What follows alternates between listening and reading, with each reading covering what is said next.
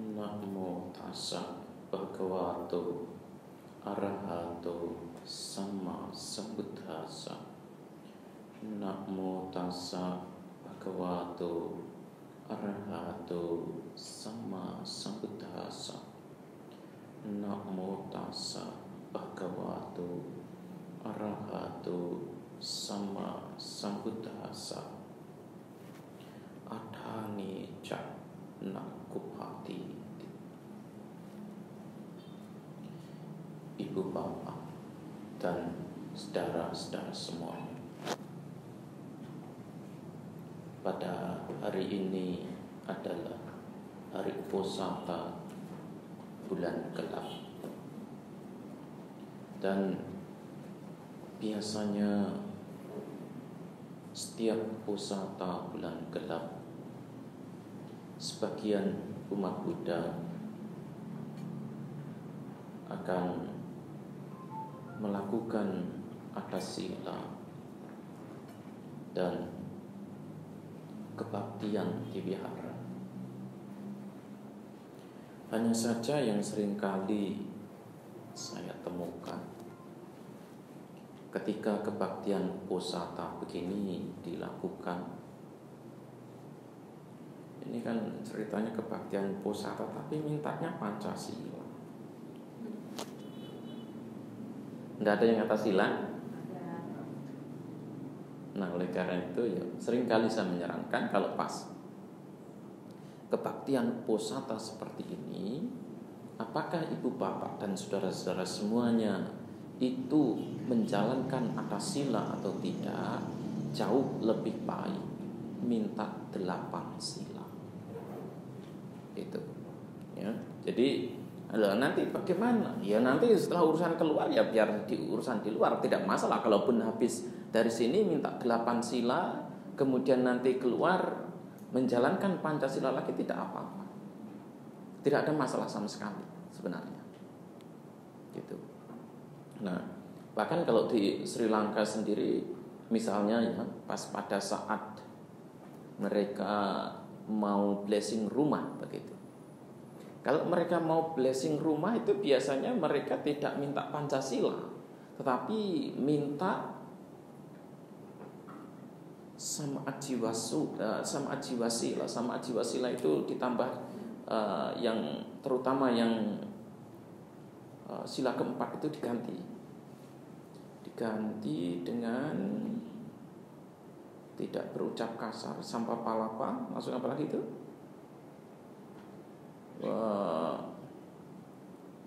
Ada 4 itu. Pisunawaca, kemudian satu lagi sampah palapa, pisunawaca, parusawaca. Nah itu diganti dengan itu biasanya.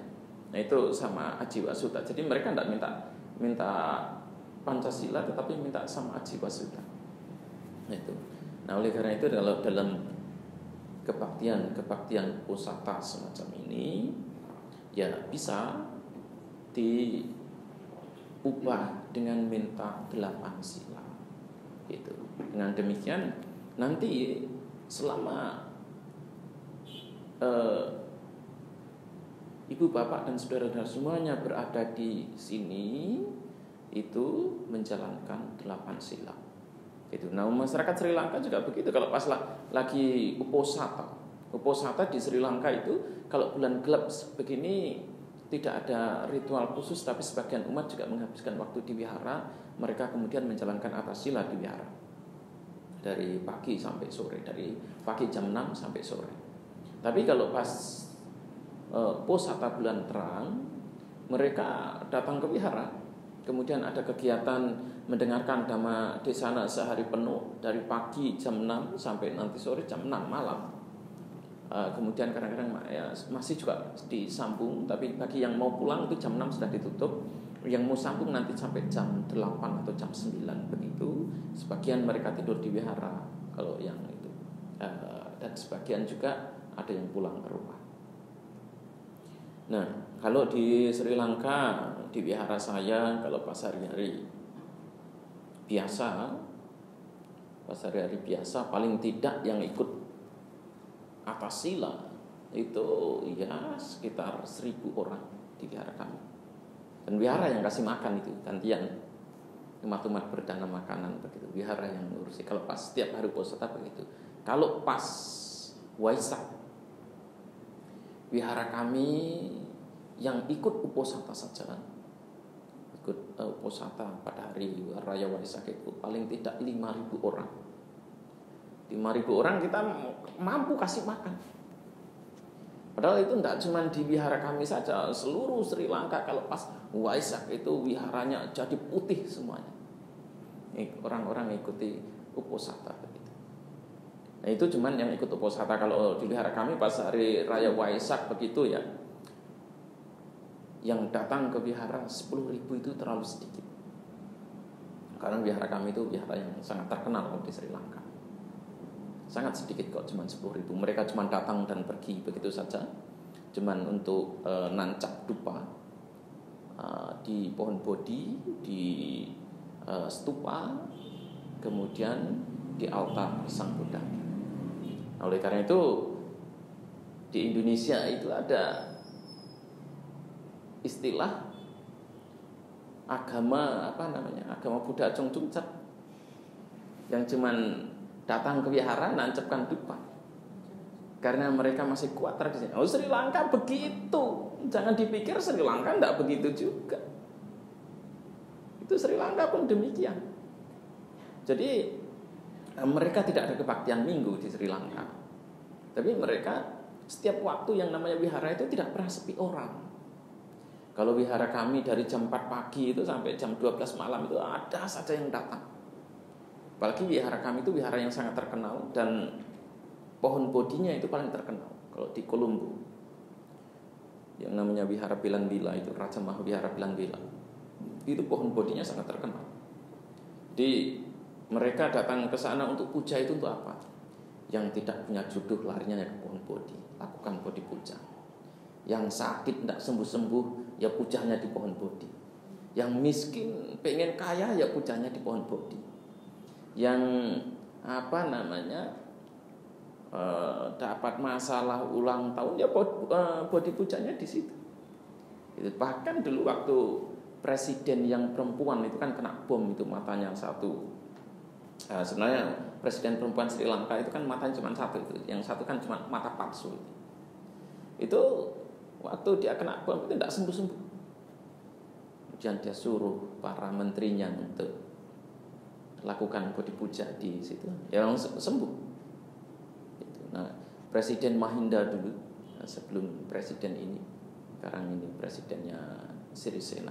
Kalau dulu Presiden Mahinda Rajapaksa, setiap kali ulang tahun dia pasti mengadakan bodhi puja di wihara. Pasti itu. Jadi dia ngundang banyak biku begitu, kemudian nanti mengadakan bodhi puja di wihara kami. Ya kadang-kadang anaknya yang datang, hanya anaknya saja yang datang. Kadang dia datang, kadang dia juga pindah ke wihara lain mengadakan bodhi puja di wihara lain juga. Ya, jadi jangan merendahkan umat Buddha yang dianggap tradisional, kemudian datang ke wihara hanya untuk nancapkan dupa, untuk puja, untuk minta berkah dari para dewa dan sebagainya. Orang Sri Lanka pun yang umat Buddhanya, pandangan Buddhisnya itu jauh lebih kuat, jauh lebih hebat. Indonesia masih belum ada apa-apanya. Tradisi semacam itu tetap dipakai. Gitu. Jadi mereka datang ke wihara cuma untuk mempersembahkan bunga, mempersembahkan dupa. Kalau di sana tidak ada lilin. Di sana mereka nyalakan lampu minyak. Itu lampu minyak kecil begitu. Jadi banyak sekali lampu minyaknya. Kalau pas lagi Waisak atau itu hari Uposatha begitu ya, Uposatha bulan purnama, wah masak itu seperti kebakar. Karena lampu minyak begini bisa puluhan ribu jumlahnya. Kadang-kadang tempat yang disediakan itu sampai tidak cukup, ya mereka harus bakar di bawah begitu. Mereka bawa minyak itu minyak kelapa begitu, kemudian sama bawa ada kecil yang terbuat dari tanah gitu wadahnya. Nah itu variasi bagaimana orang-orang Sri Lanka memiliki tradisi, memiliki budaya. Dan sekalipun demikian agama Buddha itu bisa bertahan kuat di sana. Bisa seperti Sri Lanka itu, kalau masalah akademisnya masih dihitung yang paling baik jika dibandingkan dengan Thailand, dengan Burma ataupun negara-negara lainnya. Itu, ya. Ya, baiklah Ibu Bapak dan saudara-saudara semuanya, dalam kesempatan Hari Uposatha ini saya akan membahas Agata Sutta. Agata Sutta, salah satu sutta dari Anguttara Nikaya, dan sutta ini berkaitan dengan bagaimana mengatasi kemarahan sebenarnya. Setiap kita itu pasti pernah yang namanya marah. Pada umumnya kita itu pernah marah. Marah pada orang tua, marah pada saudara sendiri, marah pada teman, marah kepada orang lain yang kita anggap sikap dan perilakunya itu tidak menyenangkan. Apakah itu melalui perbuatan ataukah melalui ucapannya? Kalau pikiran itu jarang sekali kita menjadi marah, tetapi seringkali karena pikiran-pikiran itu juga diekspresikan melalui wajah. Kadang-kadang begitu kita lihat wajah orang pun kita sudah marah, kita tidak suka, kita jadi benci dengan orang itu. Kadang-kadang belum pernah ketemu dengan orang semacam itu, kita pun sudah jadi benci, sudah jadi marah, sudah jadi tidak suka. Dan Sang Buddha memberikan 10 cara, 10 teknik agar bagaimana kemarahan itu tidak berkelanjutan sebenarnya. Nah, 10 teknik ini sebenarnya diberikan agar kita itu tidak mengembangkan apa yang disebut sebagai papanca. Papanca itu adalah proliferasi mental.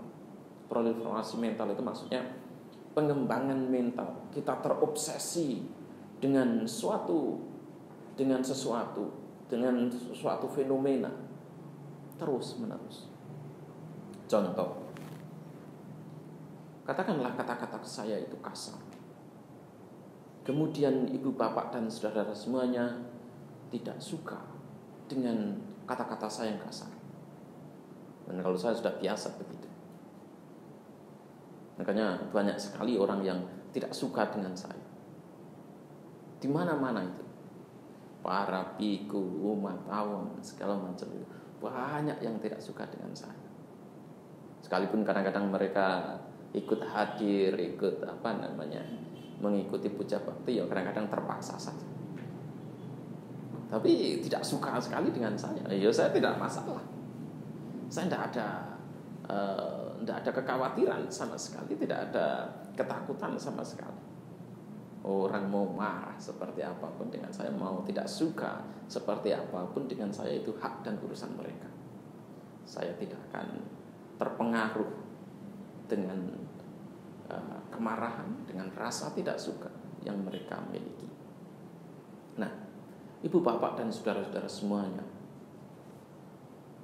3 teknik. Yang pertama itu sebenarnya adalah satu, kita itu seringkali berpikir bahwa orang ini telah menyakiti saya. Itu pikiran yang muncul dalam diri kita. Kedua, kita berpikir bahwa orang ini sedang menyakiti saya, atau orang ini akan menyakiti saya. Nah, pemikiran-pemikiran semacam itu muncul ketika kita berhadapan dengan seseorang, atau bahkan ketika kita tidak berhadapan dengan orang tersebut. orang ini telah menyakiti saya. Ketika kita menganggap bahwa orang tersebut telah berucap atau bertindak yang tidak sesuai dengan harapan kita, bahkan kita anggap telah melanggar norma dan hak-hak kita, norma, aturan, dan juga apa yang menjadi bagian kita. Sebenarnya kemarahan ini tidak tiba-tiba muncul. Yang namanya kemarahan itu dalam seorang bayi sekalipun itu sudah ada, tetapi dalam kondisi dorman, dalam kondisi tidak aktif, dalam kondisi yang dalam agama Buddha itu disebut sebagai anusaya. Anusaya itu artinya tendensi laten. Itu berasal dari kata anu dan sayati. Anu itu dekat, sayati itu sebenarnya parit. Nah itu kemarahan itu dalam posisi laten, sehingga begitu nanti ada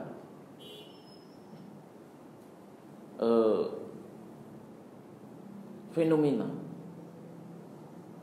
atau kemudian dibentuk oleh konsep yang ada di lingkungan sekitar kita, kemarahan ini bisa menjadi aktif, berkembang biak satu persatu,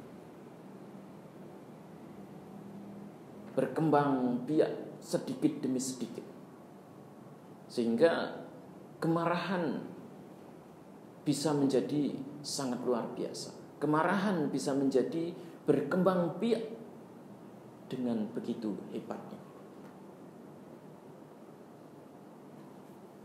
Sebenarnya sebagaimana yang saya sampaikan, yang namanya objek, suara, segala macamnya itu bersifat netral, tetapi kemudian karena perspektif cara pandang kita yang kurang tepat, cara pandang kita yang sudah dibentuk oleh masyarakat, dibentuk oleh lingkungan kita, itulah yang kemudian akan membuat kita mudah menjadi marah. Dan orang-orang yang marah, gampang marah segala macam, itu secara psikologis adalah orang-orang yang bisa dikatakan depresi sebenarnya. Begitu tersentil sedikit, terkena sedikit, tersentuh sedikit, kemudian menjadi tersinggung, menjadi marah, menjadi tidak suka, dan sebagainya. Tapi kalau kemudian batin kita itu kuat, batin kita itu tidak mudah disentuh, orang mau berucap apapun, ya santai-santai saja. Sang Buddha dulu pernah ya dicaci maki, difitnah, dimarahi.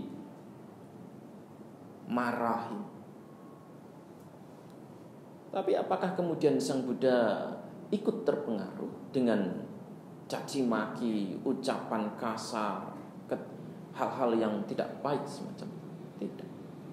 Sang Buddha ketika dimarahin oleh seorang Brahmana, Sang Buddha santai saja.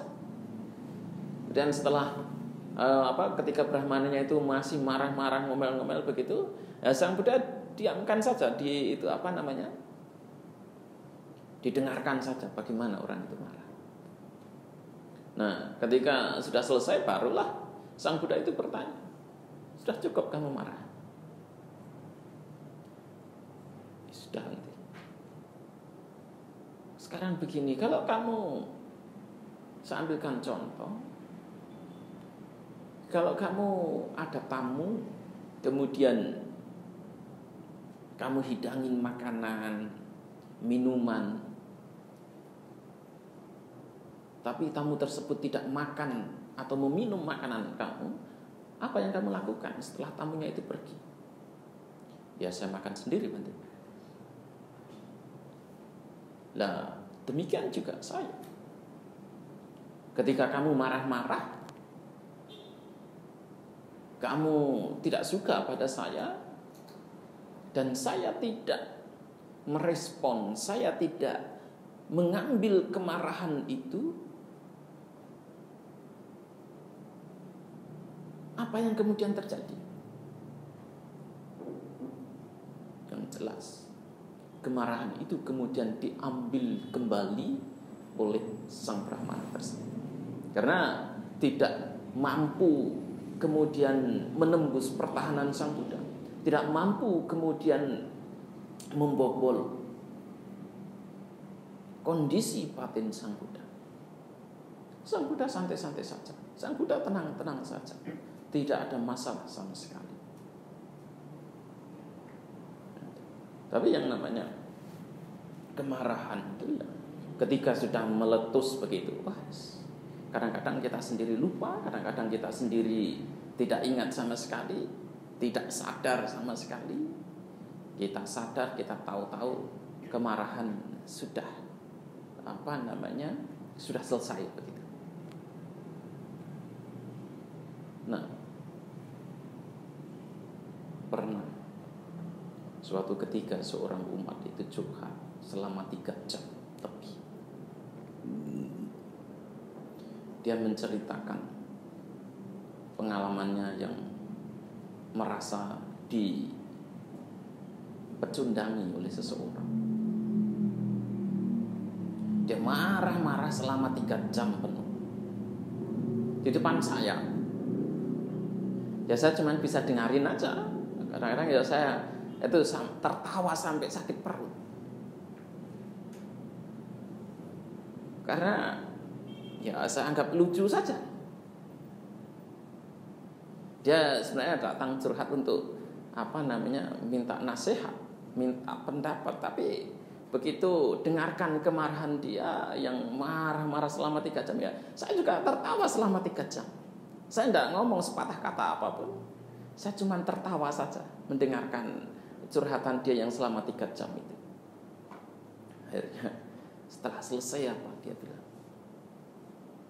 Dia bilang, wah, jauh lebih baik saya tertawa saja daripada saya marah. Karena kemarahan itu juga akan menimbulkan penderitaan yang tidak sedikit bagi diri kita. Badan jadi panas, tensinya naik. Kemudian segala macam itu kita carikan alasan untuk membenarkan kemarahan kita. Kalau kita sedang marah begitu, apapun alasan itu dicari. Makanya orang-orang yang pemarah, orang-orang yang mudah marah, sesungguhnya itu adalah orang yang jenius. Dan semua orang-orang yang jeniusnya tinggi, kejeniusan mereka tinggi, itu pasti kemarahannya tinggi, kebenciannya tinggi, daya kreativitasnya itu tinggi. Karena mereka ini mempunyai energi yang begitu hebat, yang dapat dipergunakan untuk menganalisis sesuatu. Ketidakpuasannya dia begitu hebat. Nah, oleh karena itu setiap penemuan yang ada di dunia ini sebenarnya adalah hasil dari kemarahan, hasil dari atau produk dari kebencian. Dan ketika perang itu terjadi, produk-produk baru itu akan pasti banyak yang keluar. Saya ambilkan contoh sekarang seperti mobil. Mobil-mobil yang kita pakai sekarang ini itu hanya modifikasi dari Perang Dunia Kedua. Itu. Tapi pada Perang Dunia Kedua itu berbagai macam kendaraan diciptakan, berbagai macam peralatan diciptakan untuk membuat orang lebih nyaman, lebih enak, lebih mudah dalam melakukan segala sesuatu untuk menunjang perang itu sendiri. Gitu. Nah, oleh karena itu sebenarnya selama perang itu terjadi akan banyak sekali keluar inovasi-inovasi baru. Kalau sekarang kita damai begini apa? Perang dagang. Perang dagang itu terjadi sehingga semuanya itu dikeluarkan. Kita berusaha untuk mencari produk yang baru. Dan kalau di Indonesia begini, ya banyak kreasi-kreasi baru yang dikeluarkan. Terutama masalah makanan misalnya. Coba saja, makanan Indonesia, orang Indonesia itu paling tidak puas dengan satu jenis makanan. Oleh karena itu, makanan ini tidak cukup, nanti diciptakan yang baru, meskipun itu stereotipnya itu cuma satu saja sebenarnya. Tapi kemudian dibuat variasinya. Kadang-kadang saya berpikir,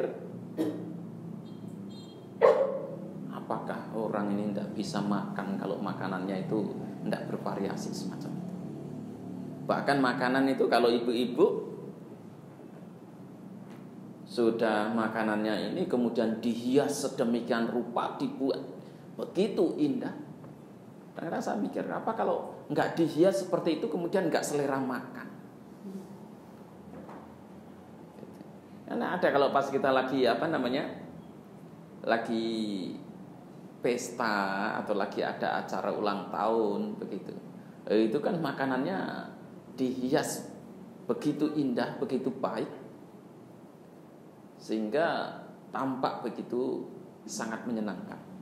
Mungkin itu yang kemudian menjadi mood booster, menambah selera makan, karena makanannya kelihatan baik, kelihatan bagus, sehingga seperti itu. Kalau di Sri Lanka, orang Sri Lanka itu tidak kreatif untuk masak. Jadi saya pernah diundang dari orang yang paling miskin sampai orang yang paling kaya, dari keluarga yang paling tidak berada sampai keluarga yang paling berada, para pejabat segala macam begitu. Karena tinggal di wihara terkenal, jadi kita sering diundang makan.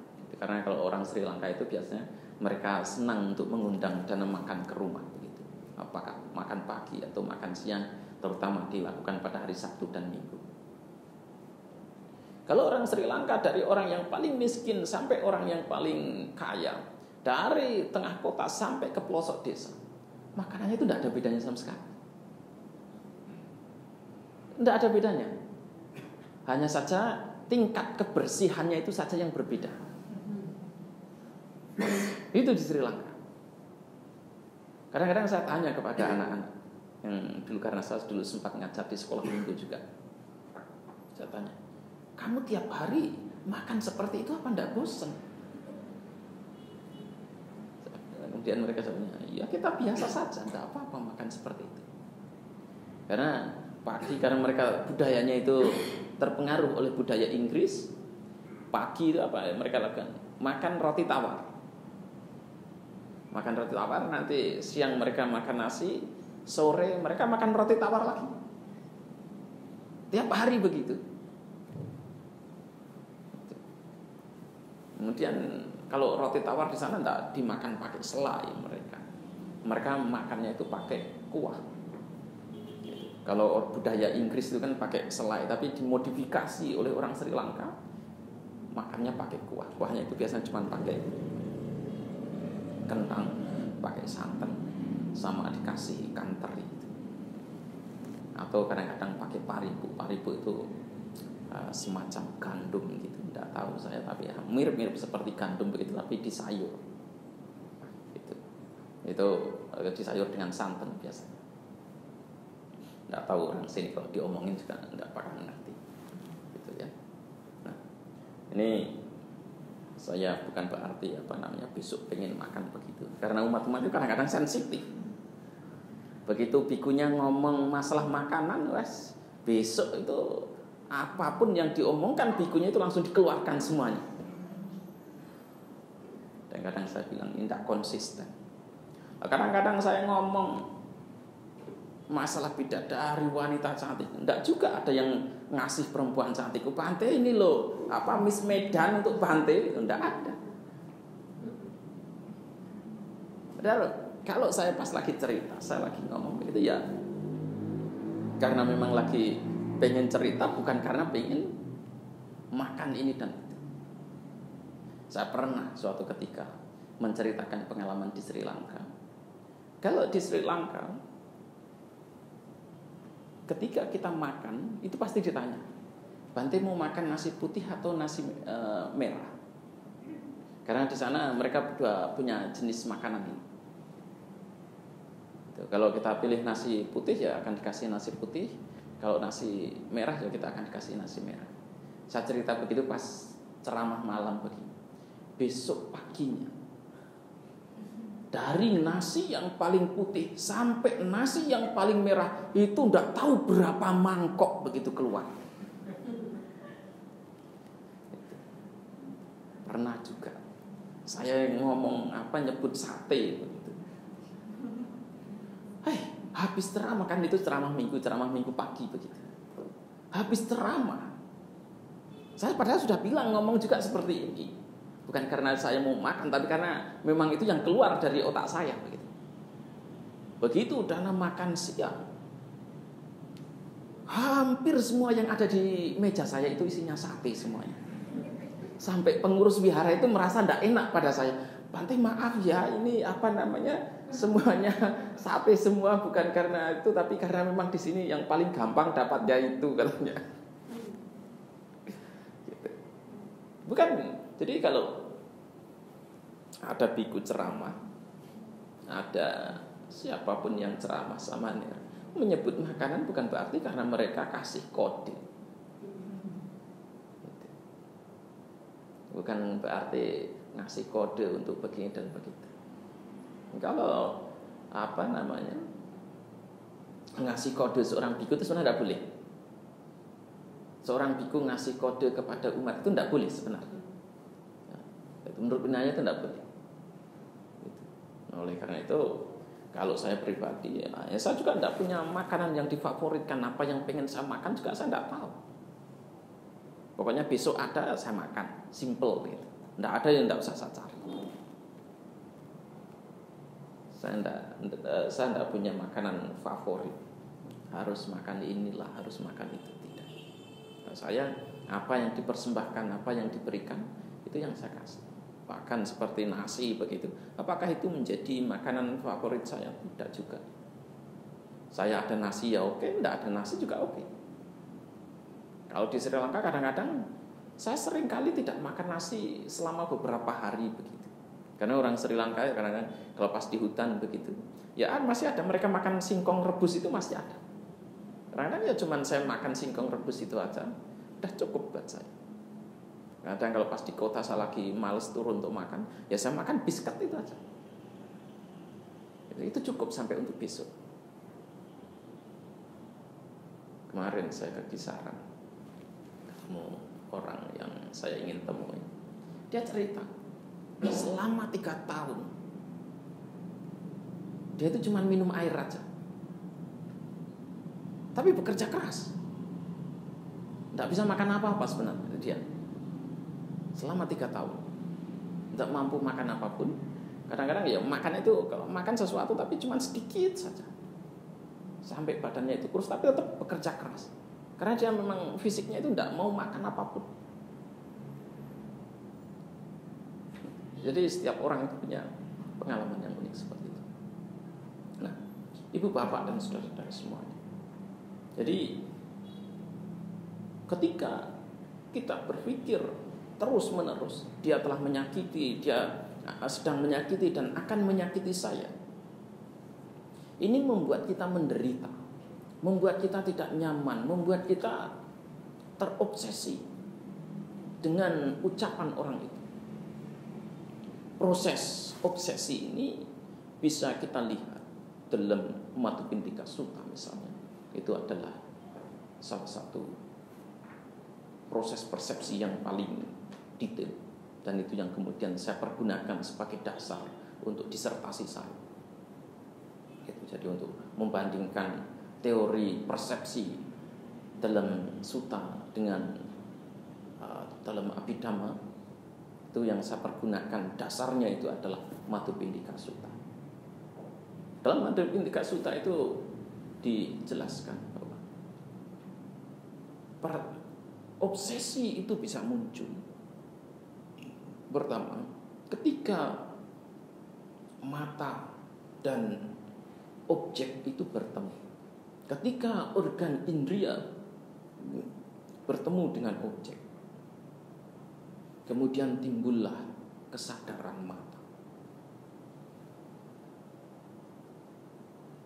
Cakun cak pati cak rupe cak pacati cak winyanang tinang sengkati pasuk. Ketiganya itu, berkumpulnya ketiganya, itulah yang kemudian disebut sebagai kontak. Untuk bisa menimbulkan kesadaran mata ini juga perlu matanya itu baik, perlu adanya perhatian yang benar,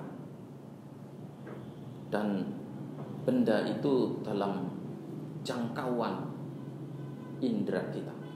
Kalau tidak dalam jangkauan, tentu tidak mampu melihat, tidak mampu mendengar, sekalipun ada suara. Kemudian dibutuhkan perhatian. Kalau kita tidak perhatian juga tidak akan bisa itu, tidak bisa mendengar, tidak bisa melihat. Contohnya, kadang-kadang begitu kita intensif melakukan sesuatu, kita tidak dengar dengan suara ataupun dengan apapun yang ada di sekitar kita. Yang seringkali terjadi biasanya, misalnya orang bekerja di komputer begitu, serius. Apakah itu bisa? Bisa. Persis kondisinya waktu kita meditasi. Ketika konsentrasi kita begitu hebat, begitu kuat terhadap objek, apapun yang ada di sekitar kita, itu tidak akan bisa masuk ke dalam jangkauan indera kita, karena kita begitu kuat, begitu hebat memperhatikan objek tersebut. Hanya perhatiannya itu hanya pada satu hal saja, tidak pada hal yang lain. Nah, oleh karena itu guru saya juga sering menceritakan. Guru saya itu salah satu guru saya, namanya Mr. Sanat Nanang Kakara itu beliau seringkali diberi tugas untuk mengoreksi tulisan-tulisan orang dari S1 sampai S3 begitu. Tulisan para profesor juga kadang-kadang dikirimkan ke beliau, sekalipun beliau itu hanya lulusan S1 aja. Itu seringkali dikirimkan begitu untuk mengoreksi. Beliau diminta untuk mengoreksi, karena kemampuan beliau itu melampaui para profesor maupun guru besar, sekalipun hanya S1. Nah, ketika beliau sedang bekerja ngoreksi tulisan begitu, kadang-kadang istrinya naruh gelas di sampingnya begitu, tidak tahu dia tidak mengerti bahwa istrinya itu naruh gelas di situ, karena terlalu seriusnya, terlalu perhatian dengan sungguh-sungguh hanya pada pemeriksaan tulisan itu.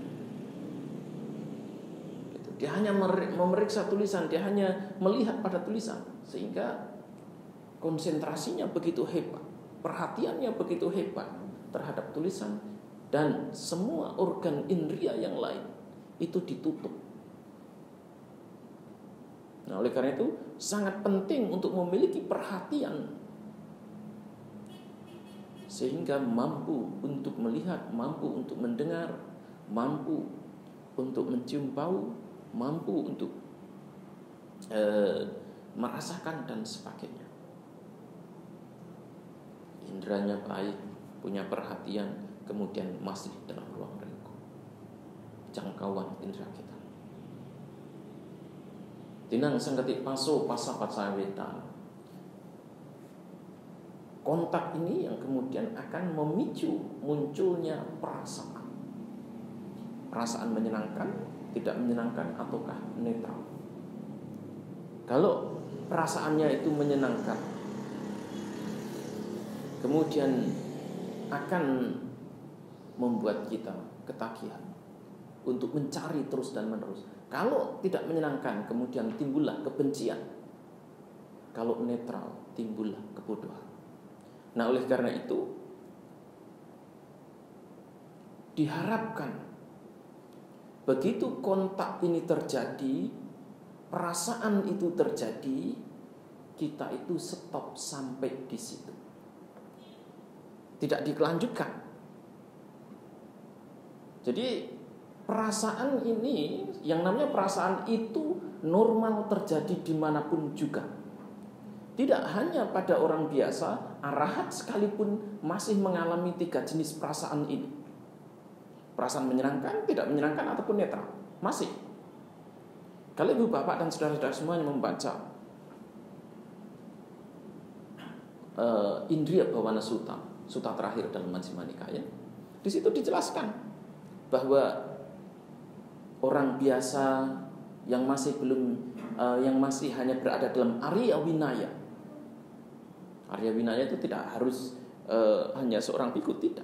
Tapi yang disebut sebagai Arya Winaya itu, orang-orang yang berada dalam Arya Winaya adalah orang yang mampu melihat proses batin dan jasmani, memiliki pengendalian diri yang baik. Kemudian yang kedua adalah mereka yang disebut sebagai Sekapukala, orang-orang yang sudah terlatih dari Sotapanna sampai Anagami. Kemudian yang terakhir itu adalah Arahat. Mereka masih mengalami 3 hal ini, tidak ada bedanya sama sekali. Hanya saja orang biasa itu cenderung terbawa, cenderung hanyut, cenderung mengikuti apapun yang ada saat itu. Kalau menyenangkan ya dia kecanduan jadinya, terobsesi jadinya. Kalau kebencian yang tidak menyenangkan muncul, itu kemudian kemarahan, rasa tidak suka dan sebagainya akan muncul. Kalau netral, kemudian memunculkan kebodohan batin. Kebodohan batinnya akan semakin kuat. Nah, kalau para orang-orang yang sudah terlatih, mereka kemudian akan mampu melihat prosesnya, bahwa yang namanya perasaan itu sifatnya masih kasar, tidak kekal, berubah setiap waktu. Kalau seorang arahat, orang yang sudah menyelesaikan tugas dan kewajiban mereka, ini mereka mampu menguasai 3 jenis perasaan ini. Kalau perasaannya itu menyenangkan, dia bisa mengubahnya menjadi tidak menyenangkan atau netral. Kalau perasaannya tidak menyenangkan, dia bisa mengubahnya menjadi tidak menyenangkan atau netral. Kalau perasaannya netral, dia mampu mengubahnya menjadi tidak menyenangkan ataupun menjadi menyenangkan. Dia punya kemampuan karena dia telah menguasai indria dia telah menguasai pikiran dia, dan dia telah menguasai apa yang disebut sebagai dunia. Itulah orang yang disebut sebagai lokawidu. Itu seperti itu. Mampu menguasai dunia pengalaman dia, sehingga dia tidak akan terpengaruh oleh objek. Tetap perasaan menyenangkan, tidak menyenangkan, dan netral itu muncul dalam diri arahat. Jangan dipikir bahwa seorang arahat itu tidak punya perasaan. Tetap mereka punya perasaan, tetap mereka bisa merasakan hal-hal yang menyenangkan. Kalau katakanlah makanannya itu enak, apakah kemudian tidak muncul perasaan yang menyenangkan? Muncul perasaan yang menyenangkan. Kalau makanannya tidak enak, apakah kemudian dia muncul perasaan tidak menyenangkan? Bisa. Tetapi dia mampu menghandle, mampu memutuskan tepat saat itu. Namun kalau orang-orang biasa berlanjut, oleh karena itu wedana yang wedeti tang sanjanati, dicerak, diambil, ditarik, sehingga itu akan menjadi bagian dari memori, dan memorinya itu mampu mengobsesi dia. Yang sanjanati tang witaketi, dipikirkan terus menerus dari waktu ke waktu. Kalau ibu bapak dan saudara semuanya tersinggung dengan ucapan saya, itu kemudian dipikirkan, wah seorang samanera seharusnya tidak boleh begitu, seorang yang pakai jubah seharusnya begini dan begitu.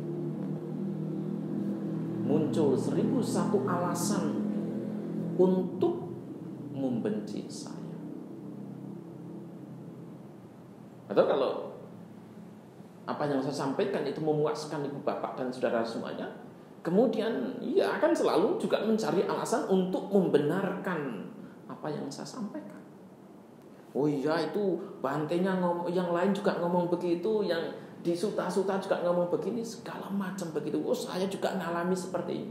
Itu kalau kemudian apa yang saya sampaikan itu menyenangkan. Tapi kalau kemudian apa yang saya sampaikan itu netral-netral saja, tidak mampu membangkitkan kemarahan, tidak mampu membangkitkan keserakahan ibu bapak dan saudara semuanya, ibu bapak dan saudara semuanya akan menjadi cuek. Dalam artian tidak terpengaruh dan biasa-biasa saja, tidak akan memberikan pengaruh. Dalam artian di situ ibu bapak dan saudara semuanya tidak mendapatkan pengetahuan juga, sehingga pemikiran-pemikiran itu tidak muncul. Apakah pemikiran yang berkaitan dengan kebencian ataukah pemikiran yang berkaitan dengan keserakahan itu tidak muncul. Nah, kemudian yang selanjutnya, yang witaketi tanpa panceti. Ketika sesuatu itu dipikirkan terus-menerus, akhirnya menjadi obsesi, akhirnya menjadi papanca. Nah, papanca ini kalau sudah menjadi papanca, bisa muncul kapan saja, muncul dari waktu ke waktu. Ibu bapak dan saudara semuanya akan terbelenggu dengan kondisi ini, sehingga akan terus mengalir, terus bergulir, terus berlari untuk mencari atau menghindari kondisi yang telah dilakukan, yang telah dialami. Nah, ibu bapak dan saudara semuanya, untuk bisa menghindari ini, agar kita itu tidak terjebak dalam penderitaan yang berlebihan, terutama berkaitan dengan kemarahan, Sang Buddha itu kemudian memberikan 10 solusi ini. Ketika orang telah melakukan kejahatan, sedang melakukan kejahatan, ataupun akan melakukan kejahatan, ya kita kemudian berpikir bahwa ya dia telah lakukan seperti itu, ya saya mau bisa apa juga. Orang lain sedang melakukan tindakan semacam itu, so what? Mau apa juga. Kalaupun orang itu akan melakukan hal-hal yang menyakitkan dengan diri saya, lalu mau diapakan? Nah, ini kemudian akan mampu menghindari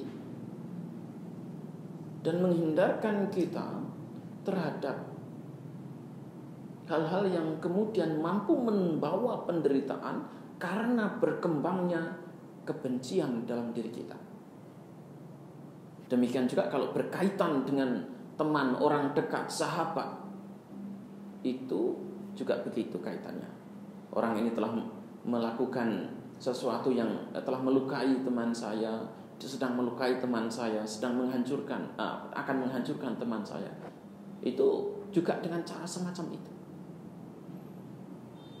Kemudian kita juga kadang-kadang menjadi marah karena orang lain itu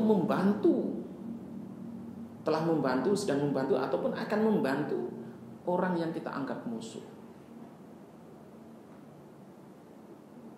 Nah,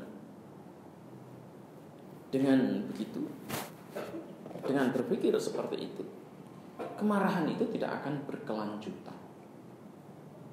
Itu ada 9 cara, sudah. Kemudian yang ke-10, Sang Buddha mengatakan bahwa seperti yang saya kutip tadi, adane cakna kupati, bahwa setiap kemarahan itu bisa muncul karena adanya alasan. Tanpa ada suatu alasan atau alasan yang lain, kemarahan itu tidak akan mungkin muncul. Ketidaksukaan, kebencian, iri hati, itu tidak akan muncul. Nah, oleh karena itu kita perlu mengetahui alasan-alasannya sehingga tidak akan muncul kemarahan yang berlebihan.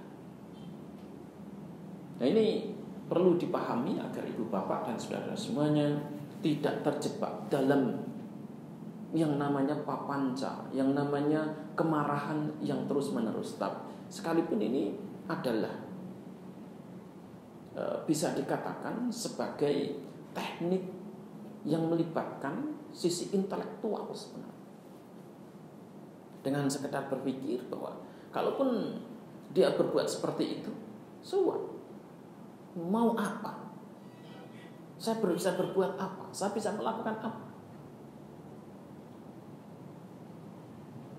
Nah, dengan berpikir begitu secara intelektual semacam itu akan mampu menghilangkan kemarahan kita. Dan kemudian juga memahami bahwa setiap tindakan, setiap kemarahan itu muncul karena adanya alasan. Suatu ketika seorang umat datang kepada saya. Dia telah melakukan hubungan seksual sebelum menikah dan menyebabkan dirinya hamil. Nah, orang tuanya tidak setuju. Dia mendapatkan pasangan orang tersebut. Akhirnya apa? Orang tuanya marah dan meminta orang tersebut untuk menggugurkan kandungannya. Saya katakan, saya tidak bisa menyalahkan kamu. Saya tidak bisa mengatakan bahwa kamu itu salah. Kamu telah melanggar sila, tidak. Apapun kesalahan orang mengatakan salah seperti apapun, saya tidak akan langsung mengatakan kamu melanggar sila, kamu telah melakukan ini dan itu, tidak.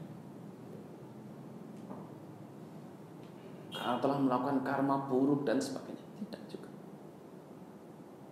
Karena ketika orang sudah datang kepada saya kemudian dia nangis-nangis begitu, berarti dia itu sudah ngerti kalau dia itu salah. Kalau kemudian saya katakan kamu itu salah, kamu itu melanggar sila, kamu itu melakukan karma buruk, wah ini tambah parah sebenarnya. Akan semakin membuat dia terbebani. Persis seperti orang yang terluka kemudian kita ambilkan garam. Persis seperti orang kebakaran kemudian kita siram dengan minyak. Saya ambilkan kasus-kasus, contoh-contoh yang lain, saya ceritakan kepada dia. Pernah ada seorang istri, ya wanita yang sudah bersuami begitu, datang pada saya, curhat. Yang dicurhatkan apa? Dia punya selingkuhan. Kalau selingkuhannya satu mending, selingkuhannya dua sekaligus. Dua sekaligus.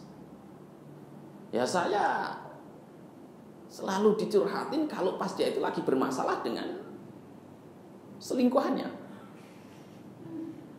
Kalau pas lagi bermasalah gitu, pas dia langsung telepon chat dengan saya kalau lagi ada masalah dengan selingkuhannya. Dan kadang saya guyoni, kamu kalau ada masalah begini baru cari saya. Loh, kalau pas kamu lagi enak-enak begitu, apa ya kamu ingat saya? Kalau ada masalah saja kamu datang. Tapi sekalipun begitu saya juga tidak kemudian langsung menyalahkan dia. Kamu itu salah melanggar sila ketiga dan ketiga. Saya hanya bilang, lah kamu masih butuh, yang mau gimana lagi? Saya tidak bisa kemudian menyalahkan orang tersebut karena suatu tindakan, suatu perbuatan itu bisa muncul tidak hanya karena satu alasan. Ada 1001 macam alasan yang mengkondisikan, ada 1001 macam kondisi yang tidak bisa dipisahkan. Oleh karena itu kalau ada orang yang mengaku dirinya salah, tidak langsung bisa kita hakimi bahwa dia itu salah. Seperti kasus anak yang datang kemudian dia hamil seperti ini. Ya saya bilang, saya tidak bisa memberikan keputusan kepada kamu mana yang terbaik buat kamu, apakah menggugurkan ataukah melanjutkan. Tapi saya minta kamu untuk mempertimbangkan, melihat secara baik, dipertimbangkan dengan baik. Seandainya kamu melanjutkan hubungan kamu dengan dia, apa dampaknya? Seandainya kamu menggugurkan kandungan kamu juga perhatikan, lihat dengan baik apa dampaknya. Kedua-duanya itu punya resiko. Kedua-duanya punya konsekuensi yang bakal kamu tanggung. Kamu menikah, orang tua akan memusuhi kamu. Kamu menggugurkan kandungan kamu, juga kamu akan, mungkin orang tua kamu senang, tetapi perasaan guilty feeling, perasaan bersalah itu tidak akan bisa dihilangkan, tidak akan bisa dilenyapkan begitu saja. Tapi saya berikan contoh. Kalau kamu bisa berbuat seperti Anggulimala atau seperti Ambapali, ya kamu tidak akan menyesal, saya bilang. Karena seperti Ambapali itu apa? Dari usia 16 tahun mungkin sampai 50 tahun dia menjadi pelacur. Ambapali itu dari usia 16 tahun karena kecantikannya itu dia dijadikan rebutan oleh banyak pangeran. Nah, untuk menghindari peperangan, satu-satunya cara yang dipakai untuk mereka apa? Jadikan dia pelacur. Itu kisahnya Ambapali sebenarnya. Karena dia itu sangat cantik dan tidak punya orang tua sebenarnya. Karena Ambapali itu kan sebenarnya anak yang ditemukan di bawah pohon mangga. Mungkin kalau zaman sekarang itu seperti orang yang dilahirkan kemudian taruh di bawah dalam kardus begitu. Kasusnya seperti itu mungkin. Tapi kalau dalam legenda-legenda ya cuman muncul langsung di bawah pohon mangga begitu. Ambapali waktu Sang Buddha akan wafat itu masih mempersembahkan pohon mangga dan dia masih menjadi pelacur. Nah, oleh karena itu waktunya jangkanya itu sangat lama sekali. Bahkan Raja Bimbisara itu pun pernah melakukan hubungan seksual dan anaknya itu namanya siapa? Punya anak itu sampai melahirkan anak Ambapali itu. Dari Raja Bimbisara. Saya lupa namanya itu. Dan anaknya itu jadi biku juga. Itu. Nah, Ambapali menjadi pelacur sampai sedemikian lama. Kemudian seperti Anggulimala dia membunuh ribuan orang lebih sebenarnya. Kan yang dikalungkan, yang bisa dibuat kalung itu 999. Itu yang dibuat kalung. Yang kering, yang mampu kering. Sementara yang busuk-busuk itu kan banyak sekali. Yang dia lakukan pertama kali awal-awal, kemudian begitu dipotong jarinya langsung taruh, kemudian membusuk itu kan banyak sekali sudah. Yang kering yang bisa dibuat kalung itu 999. Tapi kemudian mereka berdua jadi biku dan bikuni, keduanya mampu menjadi arahat. Kalau kamu bisa seperti itu, tidak harus menjadi biku atau bikuni, tetapi mengambil langkah, mengambil sikap seperti itu, tidak akan ada penyesalan sedikit pun. Kamu hidupnya, sekalipun apapun resiko yang kamu ambil, apapun keputusan yang kamu ambil, apakah kamu menggugurkan kandungan kamu, ataukah kamu menikah dengan pacar kamu sekarang, kamu tetap akan bisa hidup bahagia. Sekalipun yang namanya di tengah-tengah masyarakat itu ya tekanan sosial tetap ada. Yang namanya masyarakat itu sangat senang untuk menghakimi kita, tapi sangat jarang yang kemudian mampu memberikan support, mampu memberikan dukungan untuk mereka yang menderita. Nah, saya pun jelaskan bahwa sekalipun kamu melakukan hubungan seksual di luar pernikahan semacam itu, dan sekarang kamu bisa hamil semacam ini. Ini pun alasannya tidak hanya satu. Tidak hanya karena kamu dan pacar kamu punya nafsu, tetapi ada 1001 macam kondisi lainnya yang mendukung dan mengkondisikan kamu berdua bisa melakukan hubungan seksual. Nah, kebanyakan kita tidak mampu melihat suatu fenomena secara menyeluruh, sehingga kita ini melihat hanya sepenggalnya. Wah, kamu itu orang tidak bermoral, kamu itu orang tidak baik. Tapi coba kita mampu melihat semua secara menyeluruh. Karena itu kalau dalam agama Buddha itu ada istilah parijanatik. Parijanatik itu artinya melihat secara menyeluruh, melihat secara keseluruhan, tidak hanya sepenggal saja.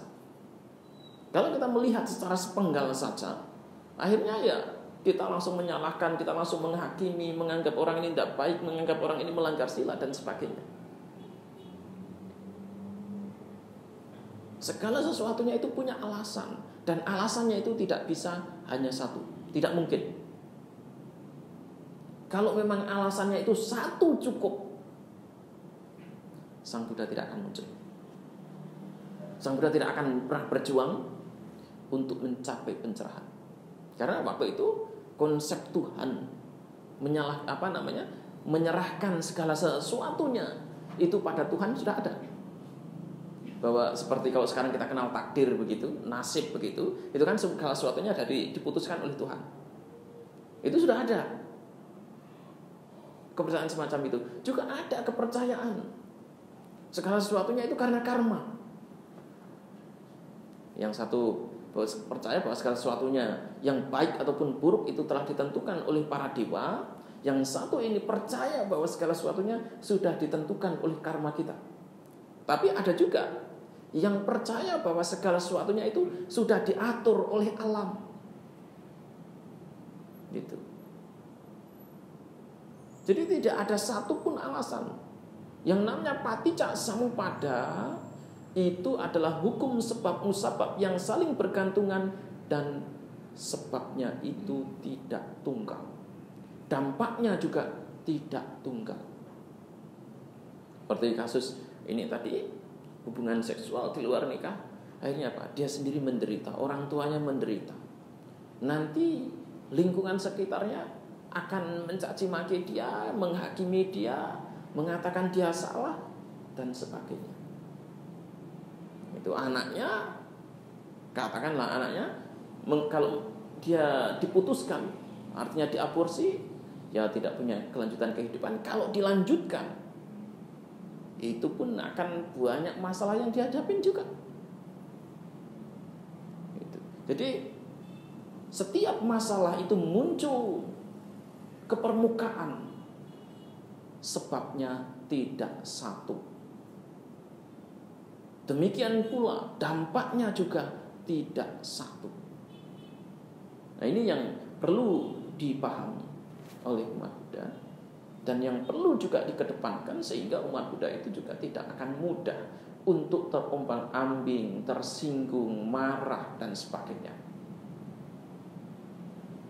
Kalau umat Buddha mampu memahami kondisi-kondisi semacam ini, hidup itu tidak akan mudah untuk menghakimi orang, tidak akan mudah untuk menyalahkan orang, tidak akan mudah untuk sekedar mengatakan kamu itu salah, kamu itu melanggar sila, kamu itu kurang begini, kamu kurang begitu dan sebagainya. Tapi kita bisa memaklumi, bisa mengerti, bisa memaafkan apapun kesalahan orang tersebut. Ya. Nah, itulah 10 cara yang diberikan oleh Sang Buddha agar kita itu tidak mudah terpengaruh, tidak mudah untuk menjadi marah, tidak mudah terpancing untuk terjebak ke dalam kemarahan, hingga pada akhirnya akan merugikan diri kita sendiri, juga orang-orang di sekitar kita.